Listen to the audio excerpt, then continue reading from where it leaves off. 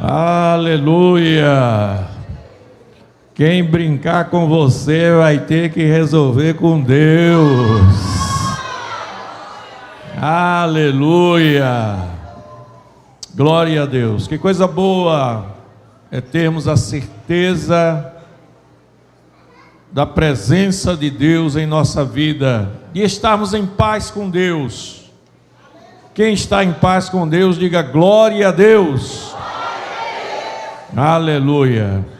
Muito bem, meus queridos, minhas amadas, hoje nós vamos trazer uma palavra falando sobre o homem, como ele sente desejo pelo pecado e esse vazio espiritual que existe no homem. O que é isso, pastor? Todos nós, meus amados, temos dentro de nós um vazio muito grande, um vazio que não é preenchido pelas coisas desse mundo, um vazio que só pode ser preenchido pela presença de Deus em nós. Está descrito lá no capítulo 3 de Eclesiastes, daqui a pouquinho a gente vai ler alguma coisa sobre isso aqui. Mas esse vazio, meus amados, é a maneira que Deus colocou no homem alguma coisa que o homem sentisse necessidade da presença de Deus na sua vida. Eu falei aqui rapidamente, para os que já estavam aqui no início do culto, que muitas vezes eu me lembro que eu não era crente, e eu ficava olhando para dentro da minha casa, eu capitão da polícia militar, graças a Deus, foi quando eu aceitei Jesus, capitão da polícia militar que eu era. Eu ficava olhando para dentro da minha casa, tinha tudo, irmãos. Uma geladeira, não estava faltando comida, não estava faltando nada. Fazia minha feira, tudo certinho. Ficava me divertindo com meus amigos, às vezes fim de semana. Mas quando eu parava sozinho assim, às vezes, eu sentia aquele vazio na alma, irmãos. Está faltando alguma coisa que eu não sei o que é. E algumas vezes eu sentia vontade de chorar. O que é isso em mim? Quantas vezes que eu fui para médicos, eu dizia, falava, eu procurei até o psicólogo, o psiquiatra, né? Para me explicar para ele que necessidade era essa que eu tinha, que ficava sentindo aquele vazio e vontade de chorar. E ele dizia, nada, rapaz, isso é trabalho, isso é muito trabalho. Descansa mais. Eu, por mais que descansasse, irmão, não preenchia esse vazio. Isso me incomodava de um jeito que uma vez, quando eu vi os soldados cantando um hino evangélico dentro do xadrez do quartel, me deu aquela vontade de me aproximar. Mas, irmão, que coisa boa, irmãos. Eu sentia aqueles hinos, aqueles louvores, como se eles preenchessem minha alma. E eu me lembro que uma vez eu chamei um dos militares lá, que fazia esse culto, e mandei ele sentar assim na minha frente, lá no quartel. E eu disse, ó, prega o evangelho aí para mim. Prega o evangelho para mim. Por quê? Porque havia um vazio dentro de mim. Cada um de nós temos uma história. E esse vazio, muitas vezes, ele se apresenta, mesmo quando você é crente, que você não está vivendo uma vida regularmente na presença de Deus. Não adianta você ser crente, vir para a igreja só por formalidade. Vem no domingo, vem no culto de doutrina, mas você não está tendo uma vida devocional, eu diria assim, equilibrada. Você não ora, você não procura ter seus momentos com Deus, você não procura aprender mais a Bíblia. Você vai ser atormentado, você vai sentir necessidade de preencher esse vazio. Aí sabe o que é que acontece? Satanás sabe que existe esse vazio dentro de você, ele vai oferecer o pecado a você. Ele vai oferecer o pecado com a proposta de que esse pecado pode satisfazer esse vazio na sua alma. E o pior é que se você entrar por esse caminho de pecado, cada vez que você pecar, você vai afundar mais e mais. Eu me lembro que eu vi alguns dependentes químicos que diziam assim para mim, pastor, eu não quero, pastor, isso, eu não quero isso para a minha vida, mas não tenho mais força para me controlar. Por que é que a pessoa usa drogas? Ele quer preencher esse vazio que existe nele, que na verdade é a necessidade da presença de Deus, não é necessidade de pecado.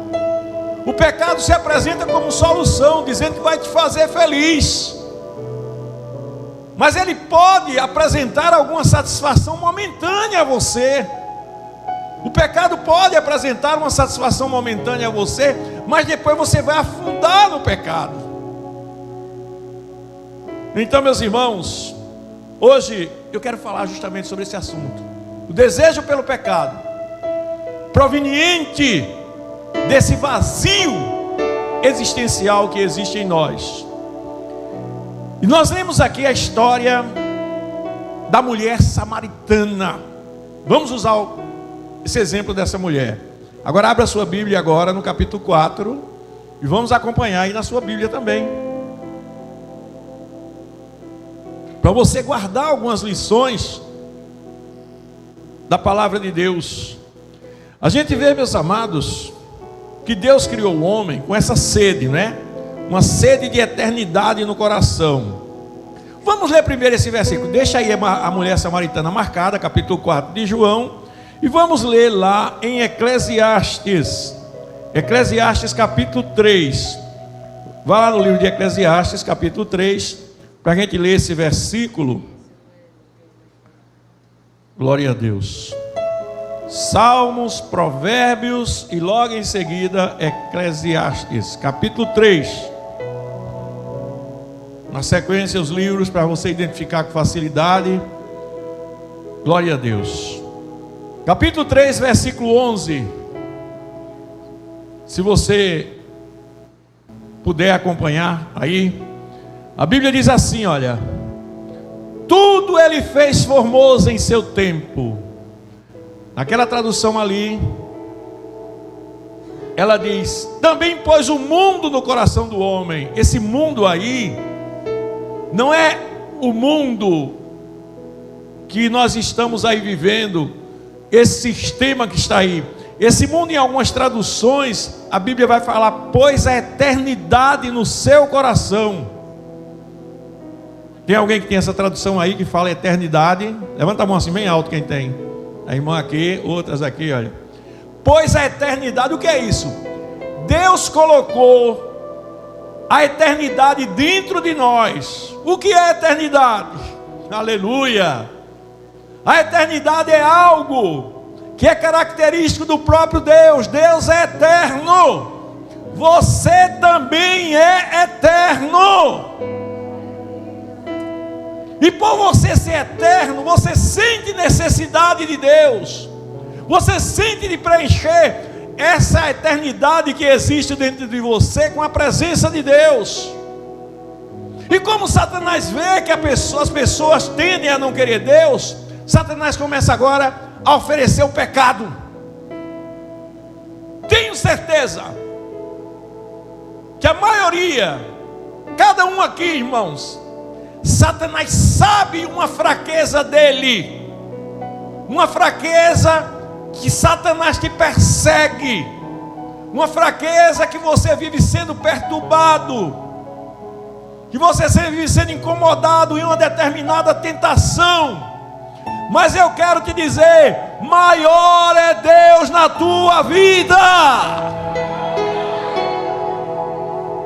Essa tentação não vai te vencer. Aleluia.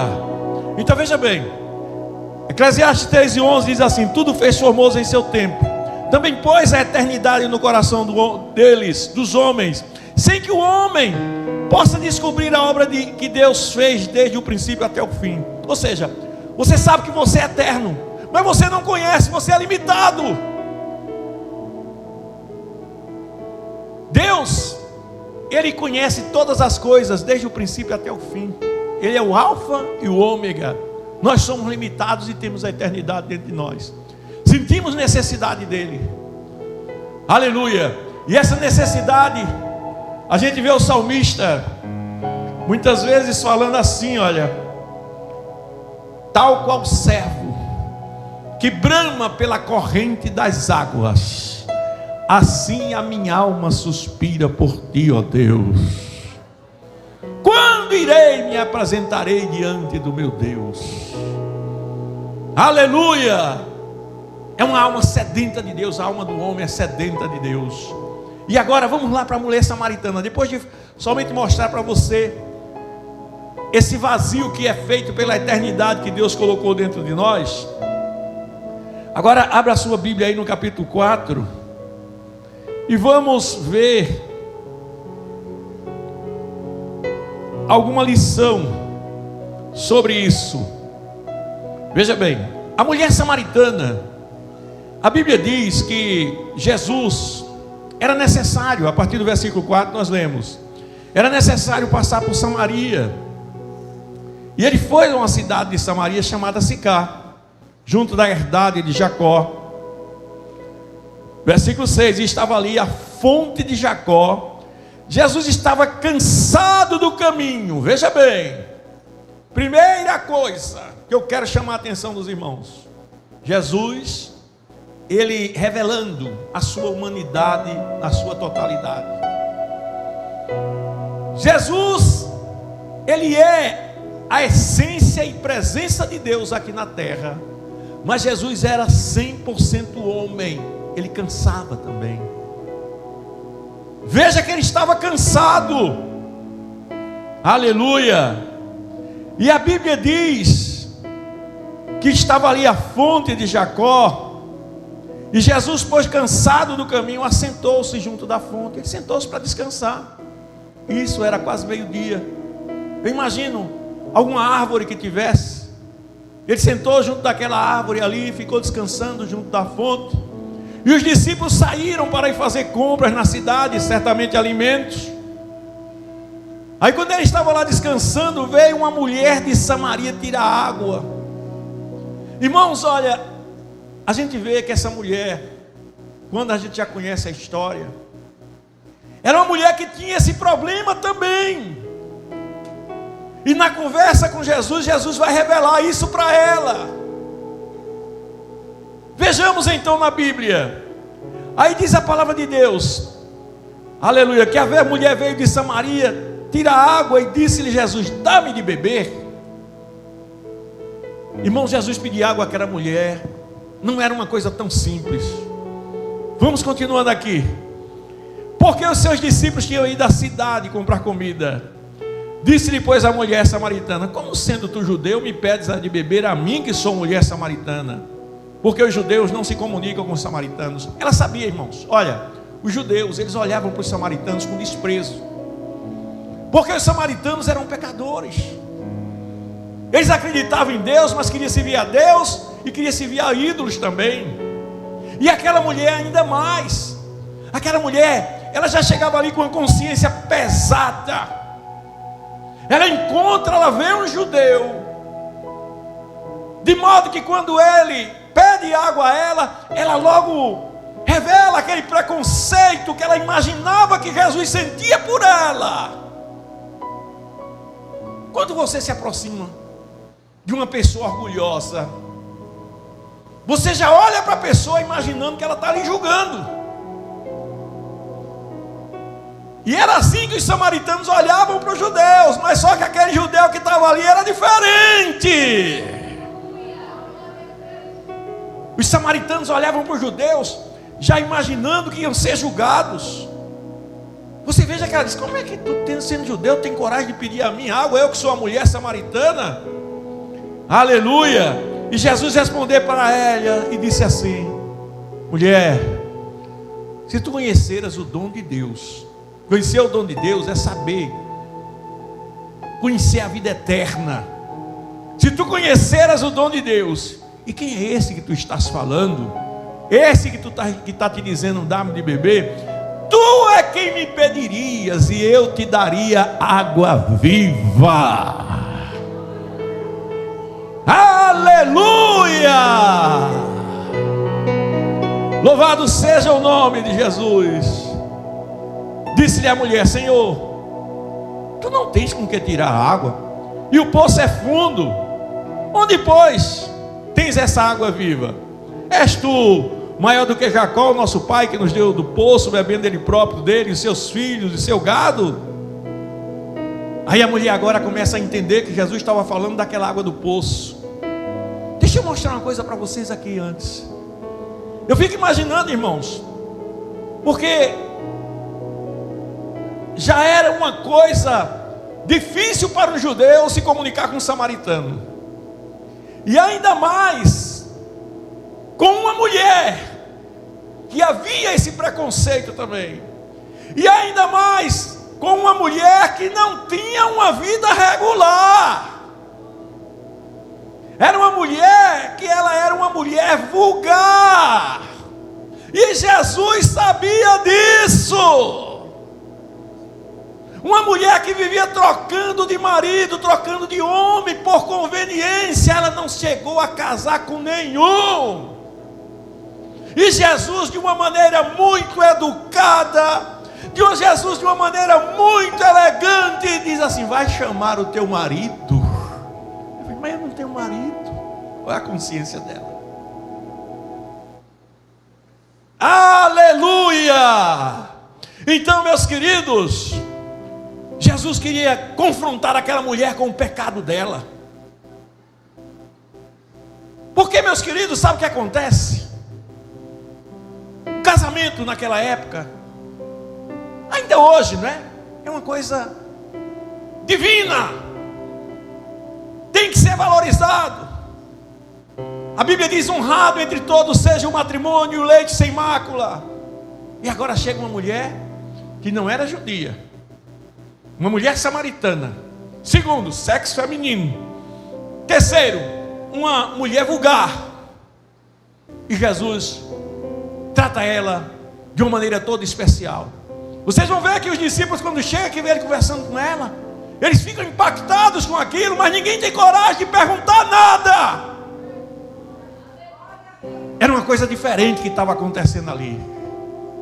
Mas o fato, meus amados, é que a queda, aleluia, ela traz uma inclinação do homem para o pecado.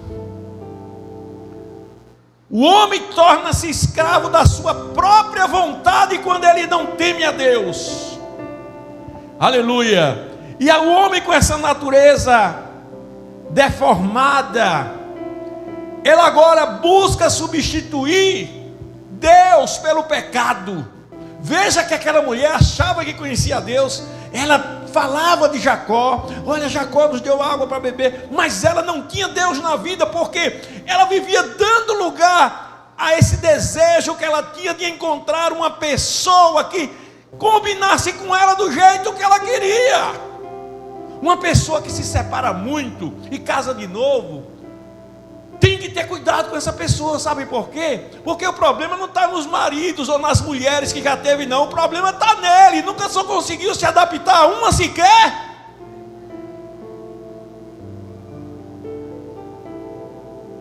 Não é correto. Deus disse que só fez um homem para a mulher, uma mulher para cada homem, um homem para cada mulher. E a pessoa já está errando. E aquela mulher já tinha tido 5. E Jesus queria confrontar o erro dela. Então veja bem, o desejo pelo pecado é consequência dessa natureza deformada, que busca substituir Deus, a presença de Deus, pelo pecado. E aquela mulher, ela ficou tentando isso e não conseguia, e já ia no 5º marido e não resolvia nada. Então, meus amados, a gente vê que existe uma ilusão muito grande na vida das pessoas, nos prazeres desse mundo, os prazeres que proporcionam uma satisfação imediata. Aleluia. Oh, meus amados, aqui tem pessoas que eu conheço e sei que sofrem por isso. Mas creia, Deus está trazendo essa palavra, porque Ele quer que você entenda que Ele é a única água que pode saciar a tua sede. A tua sede nunca vai ser saciada pelo pecado. A tua sede nunca vai ser saciada pelo erro. Aleluia. Então, meus amados, a gente vê que a Bíblia diz que Jesus, aqui no versículo 13, capítulo 4, versículo 13, falou: qualquer que beber dessa água tornará a ter sede. Porque ele estava falando da água que a mulher estava se referindo, não é? A água que a mulher estava se referindo a ela, a água do poço. Mas quem beber da água que eu lhe der nunca terá sede, porque a água que eu lhe der lhe fará nele uma fonte de água a jorrar para a vida eterna. Veja bem, e eu quero chamar a sua atenção, porque Jesus está dizendo: aquele que beber da água que eu lhe der, se referindo à sua palavra, nele se fará uma fonte. E a lição que a gente aprende aqui é que Jesus não quer apenas preencher esse vazio que existe em você, não. Existe um vazio dentro de você. Jesus não quer apenas preencher esse vazio, não. Ele quer que fazer em você uma fonte que fica jorrando essa água. Oh, Rabai odeia Lachemi. Oh, irmãos, eu tinha essa sede, irmãos. Eu tinha essa sede. Tem um hino que diz assim: hoje eu sou fonte. Não tem um hino daquele cantor bem conhecido. Eu hoje estou bem, mas já estive mal.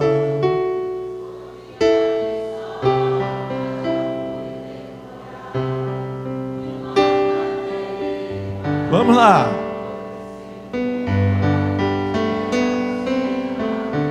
Até chegar na fonte. Vamos lá.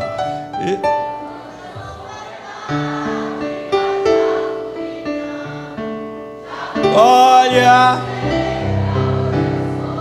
Eita Jesus.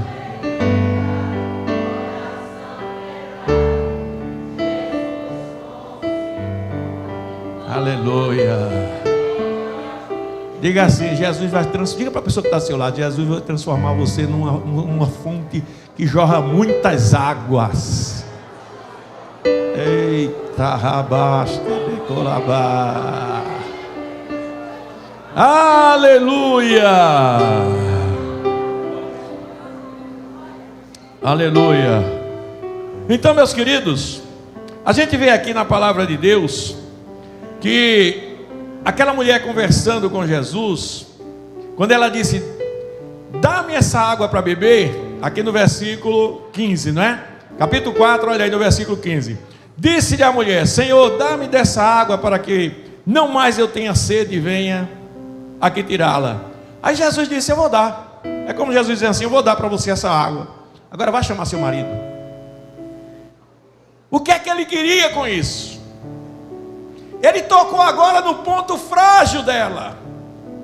Mostrar a necessidade daquela mulher. Mostrar a ela que uma das coisas que estava atrapalhando a vida dela era ela querendo saciar sua sede em algo que ela nunca ia conseguir. Meus amados, Satanás é mentiroso. É o pai da mentira.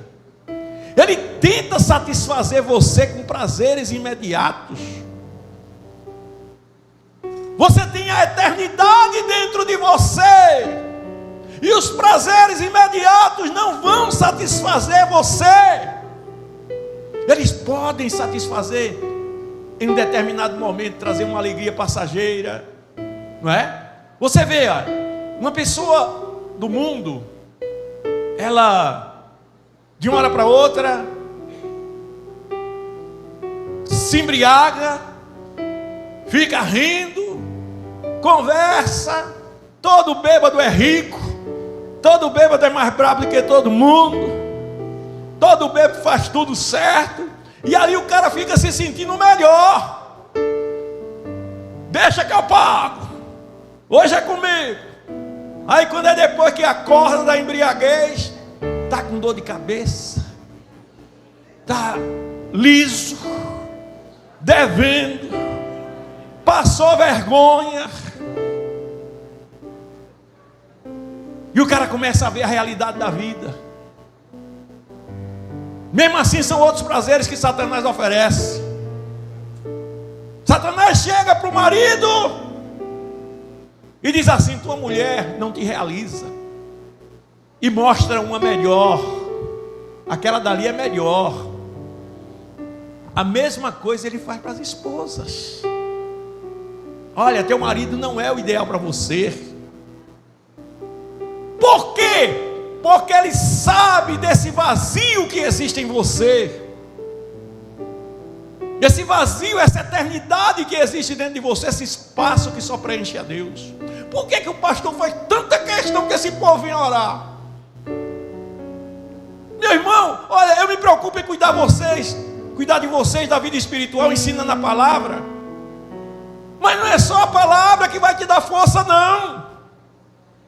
A palavra vai te mostrar o caminho, a palavra vai te ensinar. Mas o que vai te dar força, o que vai te dar graça é a oração.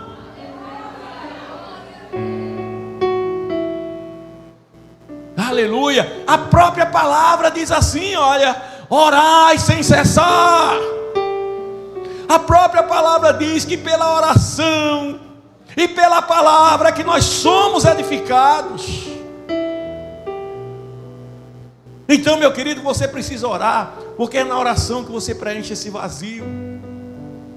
Claro que você tem que ler a Bíblia também, tem que aprender a Bíblia. Quando eu digo é na oração, é porque a oração é justamente onde você vai estreitar sua intimidade com Deus. Quer ver uma coisa? Uma pessoa que você só vê ela uma vez por semana, você tem um nível de intimidade com ela. Você só vê ela uma vez por semana, passa 2 horas com ela, no culto, Jesus. Mas quando sai da igreja, não ora mais. No culto ainda fica mexendo no celular muitas vezes. Aí depois vai embora, acabou-se. Até para a semana, Jesus. Ou então até a doutrina. Veja bem, a quantidade. Eu fico olhando, irmãos, esse celularzinho aqui. Quando a gente chega no domingo, ele traz o relatório de quanto tempo você passou com ele. E é impressionante, irmãos. Ainda bem que, graças a Deus, eu fico impressionado comigo mesmo. Ainda bem que eu só uso esse bichinho aqui para as coisas de Deus, para a glória de Deus, né? Eu estou fazendo o programa no rádio, ele está aqui me dando retorno, eu estou vendo aqui, me vendo aqui na tela. Tem uma série de coisas que eu faço com ele aqui mesmo. De vez em quando eu tenho que entrar para ver o número de pessoas que estão nos assistindo, coisas assim.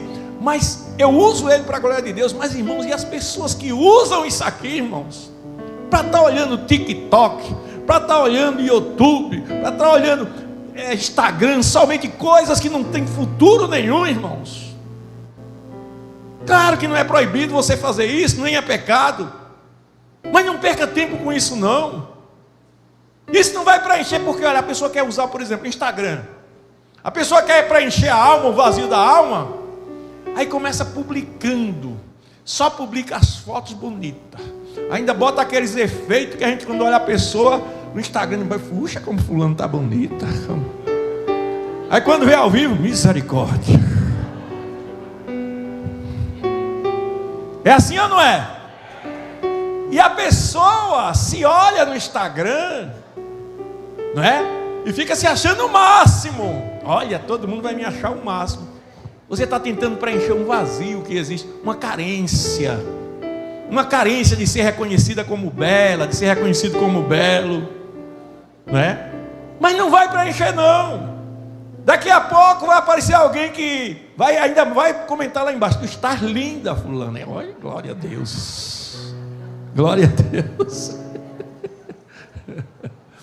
Aleluia. Então veja que o homem tenta preencher o vazio com essas coisas. Essa mulher samaritana, ela tentava preencher o vazio dela com o marido. Ela queria um marido de todo jeito, mas que se adaptasse a ela, do jeito que ela queria. Aí Jesus diz: vai chamar teu marido, né? Versículo 16, disse-lhe Jesus, olha aí.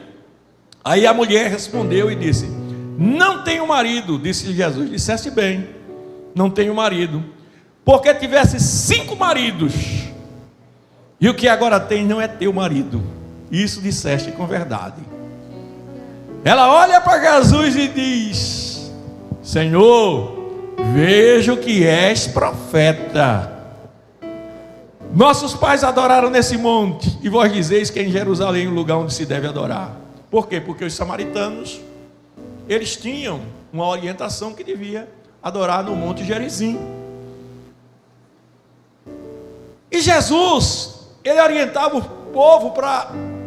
Os judeus orientavam o povo para orar em Jerusalém, para ir para o templo. Aí ela disse: vocês dizem que é em Jerusalém, meu povo diz que é no Monte Gerizim. Onde é, afinal de contas? Aí Jesus dá uma lição.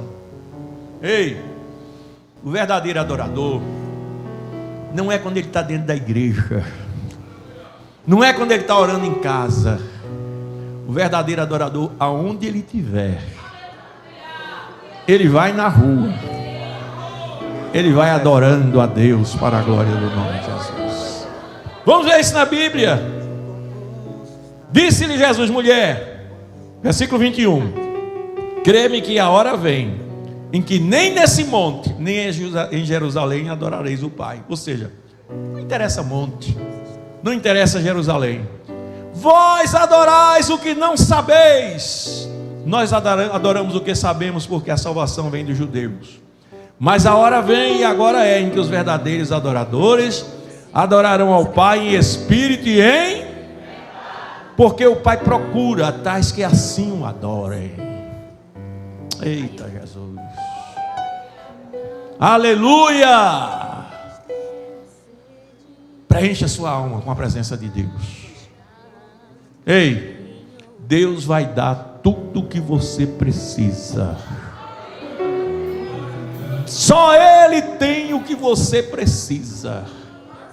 Agora você precisa glorificar o nome dEle, porque Satanás sabe tuas fraquezas. Você já foi do mundo, você vive nesse mundo, você é tentado por esse mundo. Satanás vive te fazendo propostas, e Jesus muitas vezes permite, porque Ele quer que você mostre para Satanás que você prefere Ele. Você está entendendo? O próprio Deus começou deixando Jesus ser tentado. Jesus, quando foi começar o ministério dele, ele começou sendo tentado por Satanás. Depois que ele foi batizado nas águas, a Bíblia diz que o Espírito Santo levou ele para o deserto, para ser tentado pelo diabo. Satanás ofereceu tudo a Jesus, e ele não caiu. Quando Jesus venceu todas as provas com Satanás, a Bíblia diz que vieram os anjos de Deus e o serviram. Porque só Jesus tem o que satisfaz a sua alma. Aleluia. Só Deus tem o que satisfaz a sua alma. Então você não precisa das propostas de Satanás. Você precisa de Deus na sua vida. Amém? Que Deus te abençoe. Fique de pé, por favor. Aleluia.